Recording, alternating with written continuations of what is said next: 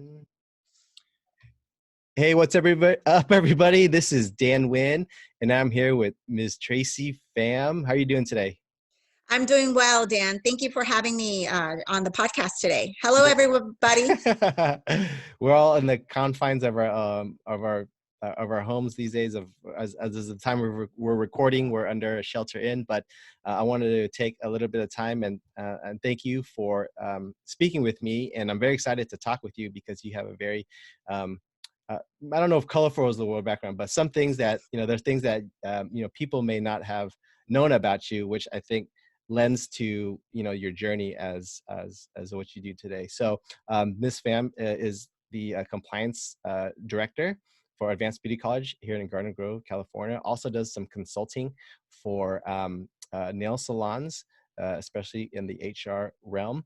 But I wanted to talk to her about her journey growing up, obviously, and she's got some really interesting experiences working for different companies and then starting some ventures that a lot of people enjoy today. So tell us a little bit about your backstory and where you grew up and before, like, things like that.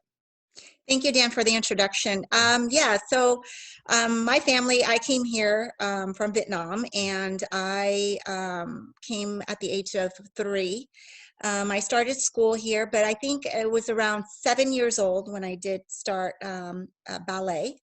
And, Vietnamese families coming to the U.S. at that time, having an extracurricular activity was very uncommon. Students, parents cannot, one, afford for these activities, or two, the lack of transportation, getting to one place to another. So my parents were both working parents.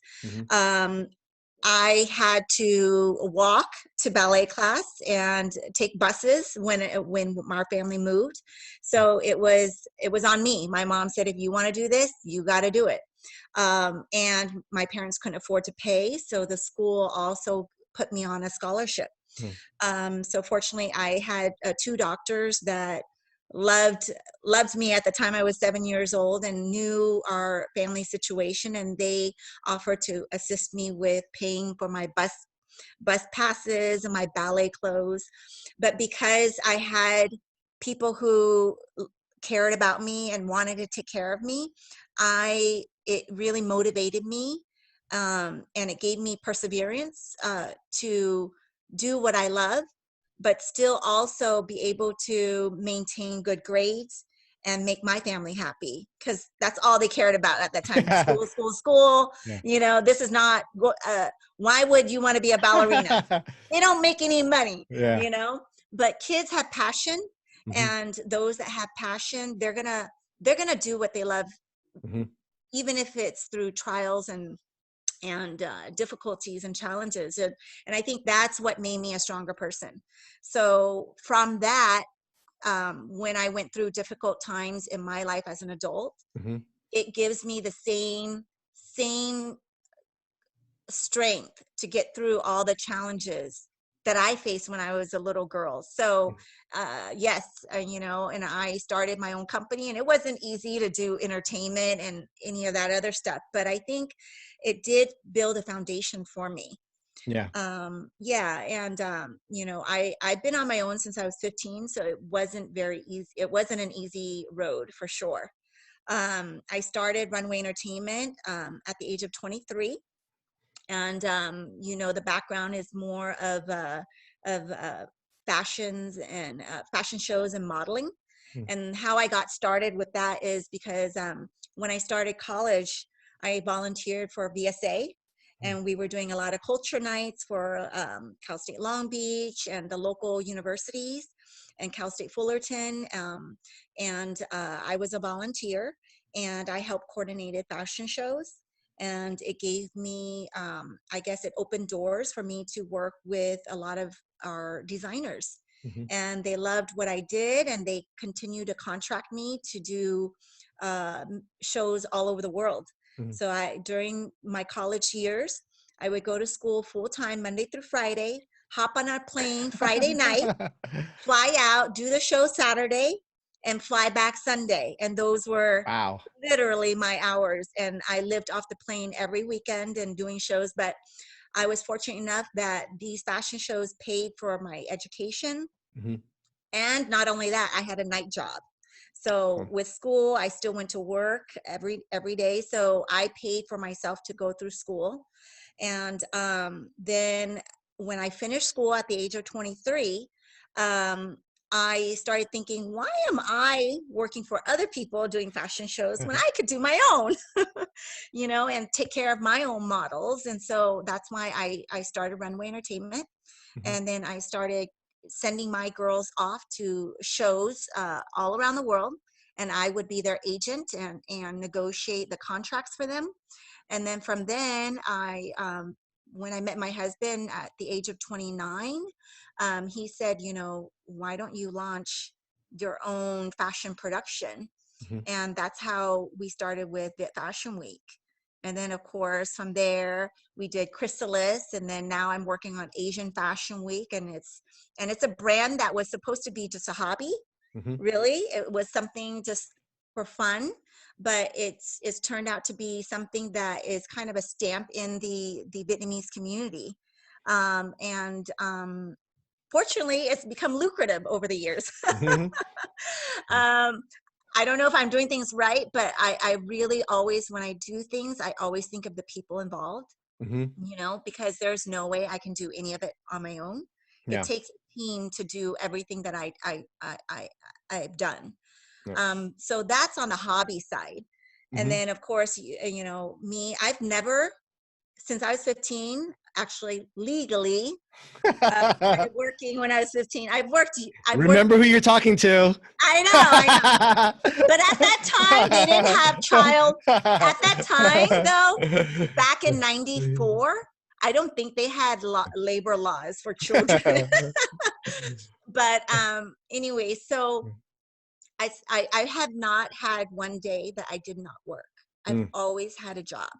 yeah. So I've been very blessed that I've constantly met so many wonderful people that have offered me work. And I think that when you're hardworking and you do your best at everything you do, and you apply yourself with, I think for me, your heart, Mm-hmm. then you the rewards will keep coming for you.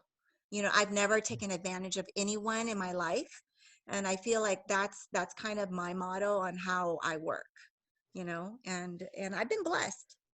Yeah. And yeah, so now as for my career, Mm-hmm. going back, I started with EDD right after I got married. Mm, So I was working for the Department of Labor. I was an adjudicator. So I learned a lot about the ins and outs of unemployment mm-hmm. and also disability. But then when my husband's company at that time, or when he was working at Lexor, his company needed an HR manager. I decided to apply for the position, and I was working for Lexor Manufacturing for 10 years. Mm-hmm. And then just recently, I moved over to Advanced Beauty College as their director. Yep. Mhm. Congratulations on your new position. Thank you, Dan. Um, and you talk a little bit about having worked since 15, Yeah, and you didn't mention just working hard, and then people will notice. And I think that goes all the way back to when you were studying ballet, right? You had the two doctors. They yeah, obviously knew you and knew your passion and knew that you work hard. Tell us a little bit about, yes, they supported you, but you still had to get on the bus every day. Still had to definitely. right? Definitely. As a kid, children, we're very fluid. One day we want to do this, the next day we're bored of it. We want to do something different. I think having a parent to push you would have been great. But I was lucky that I found something that I was passionate about early on. And I think that's a key for most kids. Sometimes with this day and age, and even myself, and I catch myself, I offer my children way too many options. Hey, what do you want to do? Karate, soccer, baseball, Yeah. piano. So then they don't focus. Mm-hmm. And then not only that, but I feel like then they don't have a drive. Mm-hmm. you know, and we make it way too easy for them, Yeah. you know. So I catch myself doing that too. But because we're doing that, we have to remind them, you need to focus and you need to apply yourself so Mhm. that you can build that passion in them. And I try to do that with my children, and now I'm figuring out what they're passionate about, and I think Mhm. that's great. And to have that passion as a child, it and it grows inside of you, so that in the real world, when you grow up and you're in college, you're in working, you have that passion. It's that drive that Mhm. keeps you going every day. Yeah. And I think that, yes, it was very challenging. I have to hop on that bus every day after school. I get out of school around 2:30, Mhm. drop off my backpack, get a bite to eat, walk to the bus stop. Sometimes the shortest block would be about 4 blocks. Mm. And sometimes I would have to walk a mile depending on how far my family moved. And Mhm. at the time, mind you, my family moved every year. Mm. And they keep moving farther and farther from the studio, which made it harder and harder. Yeah. But I never gave up. Yep. Towards the very end, my walk was about a half-mile walk to the bus station, 3 bus transfers, and then a 1 mile walk to the actual studio. So I got to the bus stop at 3. I didn't even get to my studio until 5. Wow. And then my dance lesson would start at 5:30. Mhm. It's only 1 hour dance lesson, 6:30. Then I got to do all that and get my Mhm. butt back home so I could have dinner and then do homework. Mhm. And as a 7, 8, 9 year old, I didn't even get to bed until 10:30, 11 o'clock at night. Yeah. And then when I was in high school, I didn't go to sleep until 1 a.m. because of the homework, the exams, but I stuck to ballet. Yeah. Yeah. And talk a little bit about where ballet took you after high school. So I had an injury Mhm. in high Yeah. school. Yeah. My sophomore year, I had an Mhm. injury, a ballet injury. Mm. So I twisted my knee and I was in a cast for about 6 months. Mhm. So I didn't heal. I guess my body wasn't the same. Yeah. I couldn't do the same pirouettes that I used to. So I decided at that time, I'm going to hold off on ballet and Mm. give that up uh, temporarily, Mhm. because school was taking a toll on me too. Mhm. You know, when you're in the high school and you're a sophomore, junior, and senior year, it's the time to focus down on studying. Mhm. You know, and I knew school was important. My family couldn't afford college, Mhm. so I had to get straight A's. Mhm. And I was in all a bunch honors classes. And by junior year, I won a full Kingston scholarship to college. So Congratulations. yeah, so I never had to burden my parents with Mhm. college tuition. Yeah. You know, I only had to work to pay for my daily living expenses. So that Mhm. was very nice. Yeah. Yeah, but definitely um, no regrets in giving ballet up. Mhm. But I did at that time had to make a real adult decision about what I'm going to do with my life. Yeah. Yeah. Even when you were in full mode, though, you did get to study at a very prestigious school, Yes. correct? Yeah. So I was, yes. So when I was 13, I had competed with, I believe, hundreds of students over at the UCLA campus Mhm. um, to to perform with it's a New York ballet company, Mhm. and it's called oh my gosh, my brain is blanking out. So of the hundreds of students that showed up, um, I was the one selected to go to New York and study with them Mhm. for a whole year. And I was able to perform with the professionals, take Mhm. dance classes, and it was a full scholarship. I stayed with a French family who took care of me, and it was such a growing experience. It was a once in a lifetime experience that I believe that would have never happened for me, especially a girl from Vietnam coming from a very poor family. Mhm. Honestly, my parents didn't even want me to go. They're like, no. You know, when my parents said no, my teacher had to drive to the house Nice. and beg them Mhm. and said, you know, she had to make them see that this was such a great opportunity, and she didn't want me to give that up.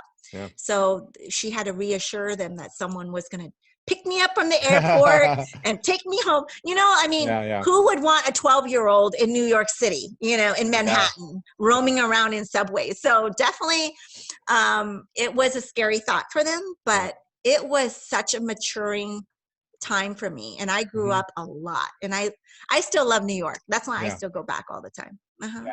So let's Yeah. go. Let's kind of fast forward. Working you're working two jobs during college, going to school full time.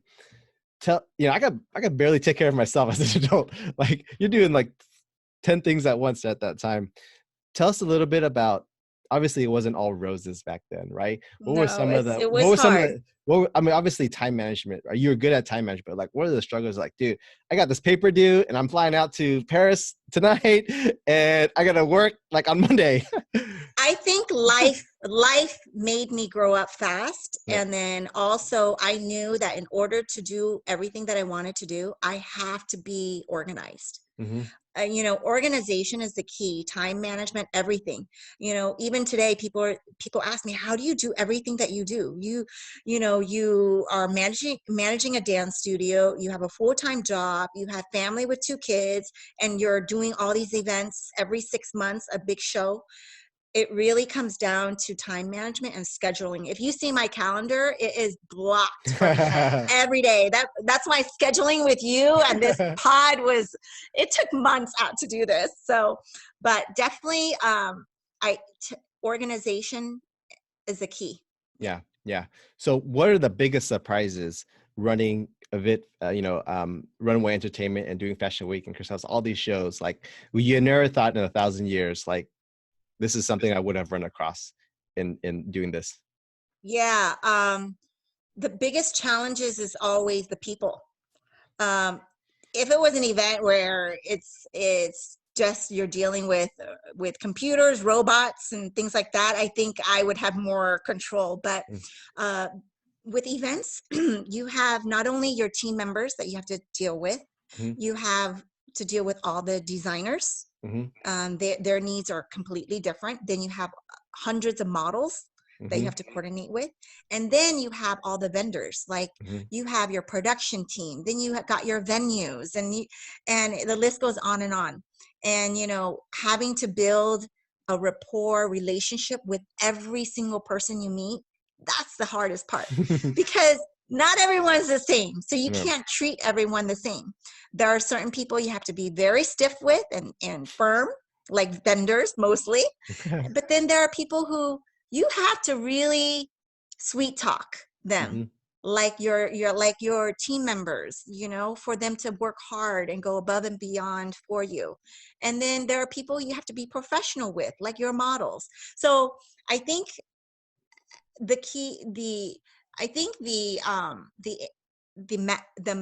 magic behind it is knowing how to deal with people. And I think that's why HR really helps me, because yeah, when you deal with people, you can't even talk to them the same way. Mm-hmm. If I'm too firm with some people, then they get thrown off and they think I'm being mean.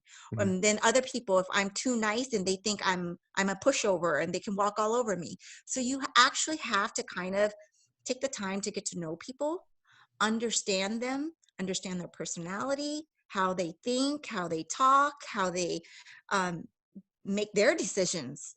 And communication is always tough, but that's the key. And Yeah. sometimes you have to say the same things, but in different ways. Mm-hmm. Yeah. Yeah. It's not exactly the same, but we did like a family photo shoot a couple years ago. And like, we were doing all these things. You got to sit here, change clothes. I'm like, dude, this is bad respect to the models who do have to do this every day, because I'm like, after like an hour, I'm like so tired and I'm hungry and it's You know, hot or it's cold. yes, people only see the final product. Yeah. They never see the work that's behind it. A lot of people come to my show, and yes, sometimes the guests are also the people you deal with. They're the ones buying your tickets, seeing your advertisements. They're the ones who watch the show and critique you. Mm-hmm. I'm never going to make everyone happy. I'll be honest. I'm not perfect. My show is not perfect. You're going to either love it or hate it. But I get complaints every year, and I've learned to say, you know what? I think that every business, every event, everything everyone does, there's always a critic out there. Mm-hmm. I mean, that's why Yelp is so successful, right? Right. Everyone has something to say.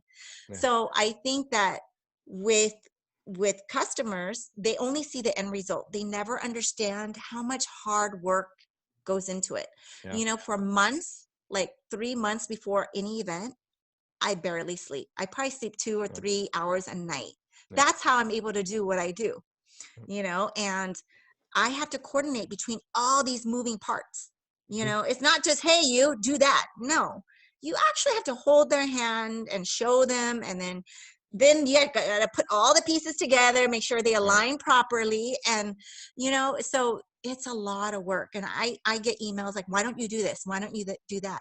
You know, for me to sit and explain, it's kind of like, well, you won't understand because you're not in it, you Yeah. know? Yeah. And you Yeah. have to do it. And there's always a reason why people do what they do. And Mm-hmm. I've learned that.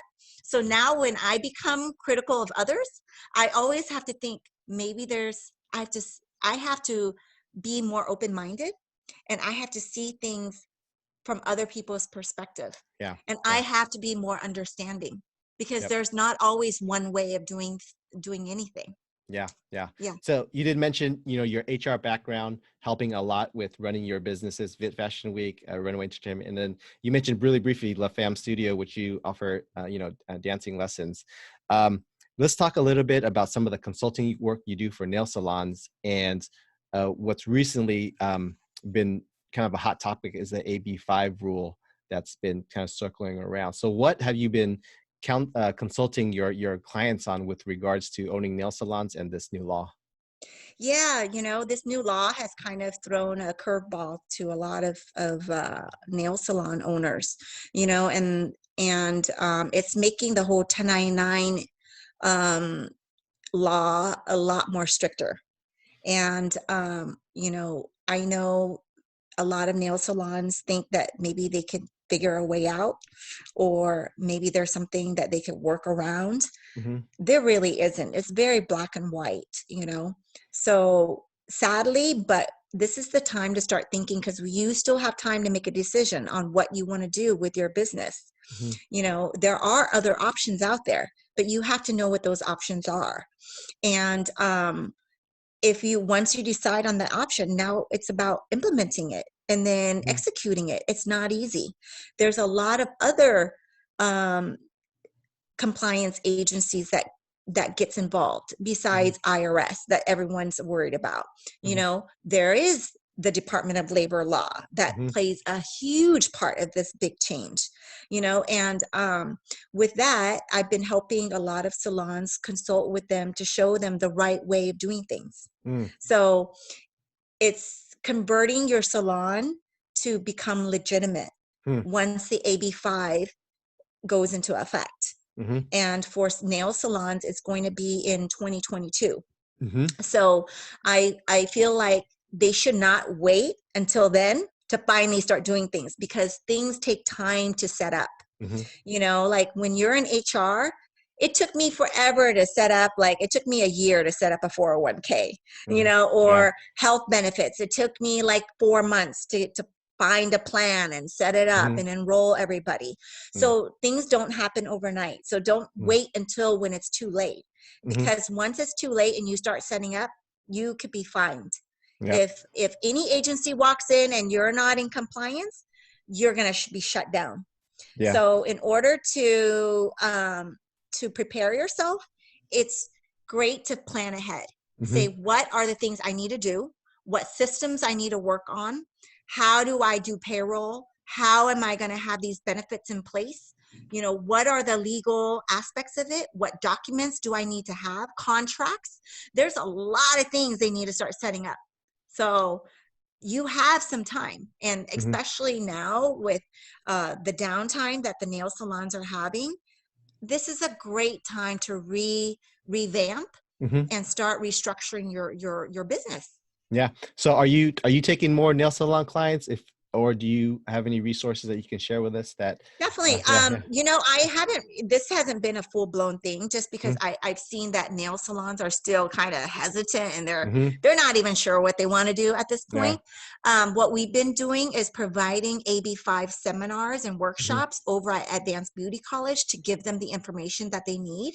Mm-hmm. And then after that, if they need further consultations with me, Mm-hmm. then they can email me, and then I would be able to get on a phone with them, figure out what they're currently doing, and figure out what they want to do, and then create basically a roadmap for them, Mm-hmm. and say these are the steps you need to take. Okay. So yeah. Yeah. Uh-huh. All right. So we're kind of at the end here. So I'm going to do some rapid fire questions. Just Okay. give me the first thing that pops into your head. All right. Okay. Okay. What's the best book you've ever read? You know, I love books on finance. So there's this one book I just got my hands on, and it's called How Money Works. Mm-hmm. And Yeah. I'm loving it already. All So, right. Who do you look up to? you know, honestly, it would be Oprah. I know it's very stereotype of Oprah, but she is not only a well-rounded person, but she's very wise, and I love the way she cares about people and the advices that she gives. What's the best business advice you've ever received? It's a quote that I use every day, and I would like to share it. And it's tough times don't last, but tough people do. If you could do one thing over again, what would it be? I have never had any regrets. I think that in my life, I've made the best decisions with what I had at the time and with the tools or the knowledge that I had. So honestly, I don't think I would ever redo anything. I think everything that happened to me had its purpose and has brought me to where I am today. Right. And what is the biggest challenge in your business today? Um, People is always a challenge, the people and dealing with them. But as long as you understand that and you know that, you can at least have the upper hand by creating a better communication. All right. And the final question, you lose everything except your computer, your phone, and internet connection. How do you rebuild your business in 30 days? How do I rebuild through hard work, just like I did with back then? I mean, I started in 99 or something. There was none of this technology stuff. I think technology only made my business easier. Mm. I'm doing more in the less amount of time, but that didn't stop me from ever doing business. Okay. Hey, thank you, Tracy from Advanced Beauty College, Runway Entertainment. If we want to learn more about some of the shows you do or some of the AB5 stuff you are doing over at ABC, where can we find you? Yeah, I'm on Facebook, but for the Viet Fashion Week, Hey. just go to the website, vietfashionweek.com. And then for ABC, you can email me at tracy@advancedbeautycollege.com. Okay, thank you so much for your time, Tracy. It's been a pleasure talking to you. I learned so much, obviously, about your background and then AB5. I don't do a lot of work in AB5, and especially in the nail salon industry, it's good to know that we have someone working in that industry. Okay, awesome. Thank you, Dan. It was Thank you nice so chatting much. with you. All right. Okay, All right. You have a good take day. care. You Bye. too. Bye-bye.